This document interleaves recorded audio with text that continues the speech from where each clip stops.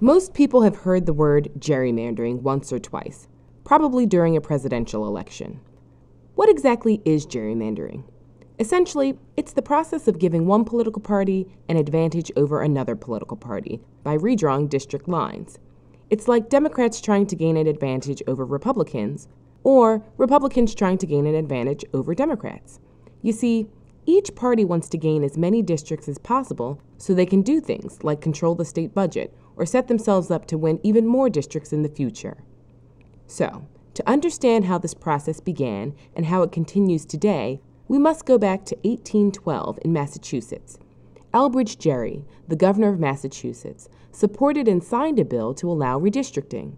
That is, redrawing the boundaries that separate districts. The catch? The new lines would favor Gerry's own political party, the Democratic-Republican Party, which no longer exists. You see, Gerry wanted his party to win as many state Senate seats as possible. The more members of your party who vote, the more likely you are to win an election. The new lines were drawn to include loads of areas that would help Governor Gerry in the future. They were so strange-looking that someone said the new districts looked like a salamander. The Boston Gazette added Gerry's name to the word salamander, and voila! Gerrymandering, the process of dividing up and redrawing districts to give your political party an advantage.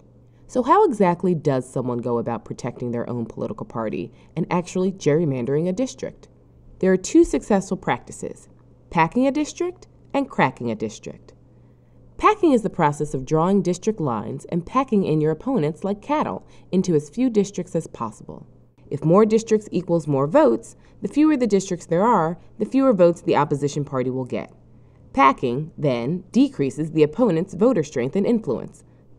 Cracking is the opposite, taking one district and cracking it into several pieces. This is usually done in districts where your opponent has many supporters. Cracking spreads these supporters out among many districts, denying your opponent a lot of votes. When you have a large number of people who would generally vote for one type of party, those folks are known as a voting bloc. Cracking is a way to break that all up. So when would a party choose to pack their opponent's districts rather than crack them? Well, that really depends on what the party needs. To dilute your opponent's voters, you could pack them into one district and leave the surrounding districts filled with voters of your own party. Or, if you and your party are in power when it's time to redraw district lines, you could redraw districts and crack up a powerful district and spread your opponent's voters out across several neighboring districts. So, Governor Gerry in 1812 wanted to gain an advantage for his party and redrew district lines in his state in such a crazy way, we have a whole new word and way of thinking about how political parties can gain advantages over their opponents. Politicians think of creative ways to draw districts every few years.